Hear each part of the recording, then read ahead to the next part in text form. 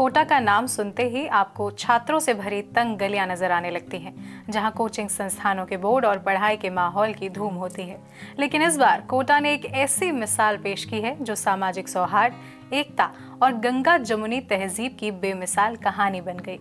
यहाँ 17 से 19 अप्रैल 2025 के बीच दो पुराने दोस्तों ने अपने बेटों की शादी को इस तरह मिलकर मनाया कि ये आयोजन महज एक पारिवारिक उत्सव नहीं रहा, बल्कि पूरे समाज के लिए एक प्रेरक संदेश बन गया। कोटा के जनकपुरी माल रोड निवासी अब्दुल रऊफ अंसारी और विश्वजीत चक्रवर्ती, जो पिछले 40 वर्षों से न सिर्फ अच्छे दोस्त हैं बल्कि पड़ोसी और व्यापारिक साझेदार भी हैं, उन्होंने अपने बेटों की शादी एक साथ करने का फैसला किया। ये शादी एक अनूठा अनुभव बन गई, जिसमें मुस्लिम निकाह और हिंदू विवाह दोनों एक ही जगह, एक ही मंडप में, लेकिन अलग अलग दिन संपन्न हुए। 17 अप्रैल को रऊफ अंसारी के बेटे यूनुस परवेज अंसारी का निकाह फरहीन अंसारी के साथ ईशा की नमाज के बाद पढ़ाया गया। 18 अप्रैल को चक्रवर्ती परिवार के बेटे सौरभ चक्रवर्ती ने श्रेष्ठा राय संग हिंदू रीति रिवाजों से 7 फेरे लिए।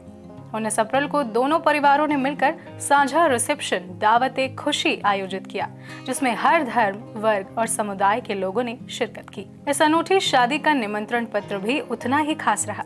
इसमें एक तरफ हिंदी और दूसरी तरफ उर्दू में संदेश छपा था। इसे उत्सव शादी का नाम दिया गया। कार्ड पर दर्शनाभिलाषी के रूप में दोनों परिवारों के नाम एक दूसरे की शादी में संयुक्त मेजबान के रूप में दर्ज किए गए थे। यूनुस के निकाह वाले दिन चक्रवर्ती परिवार ने मेजबानी की, वहीं सौरभ की बारात में अंसारी परिवार स्वागतकर्ता बना। ये साझेदारी इस आयोजन को महज रस्मों तक सीमित नहीं रखती, बल्कि ये एक भावनात्मक एकता और साझी संस्कृति के जश्न का प्रतीक भी है। अब्दुल रऊफ अंसारी और विश्वजीत चक्रवर्ती की दोस्ती की शुरुआत स्टेशन इलाके की मस्जिद गली से हुई थी, जहां वे एक दूसरे के पड़ोसी थे।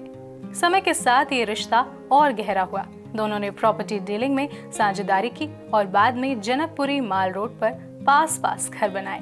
अब ये दोस्ती उनके बेटों यूनुस और सौरभ तक पहुंच गई है, जिन्होंने अपने पिताओं की तरह आपसी समझदारी और भाईचारे को कायम रखा।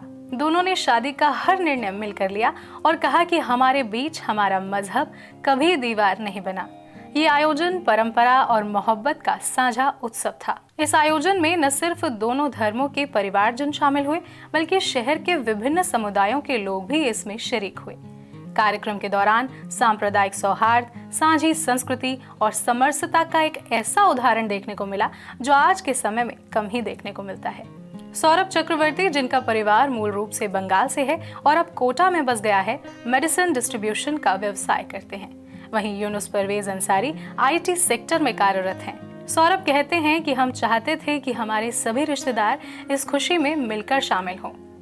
अलग अलग आयोजन करने के बजाय एक साथ जश्न मनाने का निर्णय इसीलिए हमने लिया।